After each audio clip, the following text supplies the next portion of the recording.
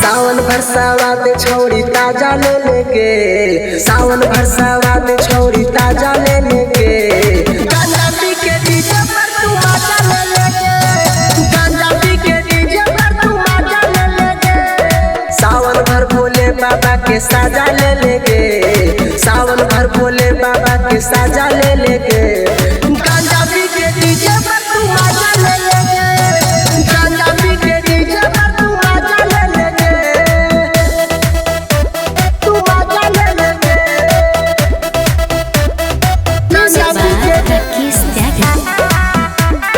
गांजा पी के डीजे पर तू मजा ले लेके,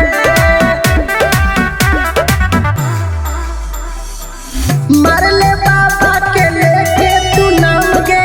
कर्जे तो छौड़ी तो दुखवा तमाम गे, कर्जे तो छौड़ी तो दुखवा तमाम गे, मरले बाबा के लेके तू नाम गे, कर्जे तो छौड़ी तो दुखवा तमाम गे, भांगिया धतूर वाला खाजा ले लेके, भांगिया धतूर वाला खाजा ले लेके, गांजा पी के डीजे पर तू मजा ले लेके, गांजा पी के डीजे पर तू मजा ले लेके, तू मजा ले लेके, गांजा पी के गांजा पी के डीजे पर तू मजा ले लेके,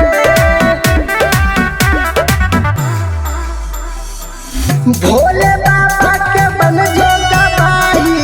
आज तू छौड़ी मचा दे तबाही, आज तू छौड़ी मचा दे तबाही, भोले बाबा के बन जो गवाही, आज तू छौड़ी मचा दे तबाही, केडीसी आकाश संगे धाजा ले लेगे, केडीसी सजन संगे धाजा ले लेगे।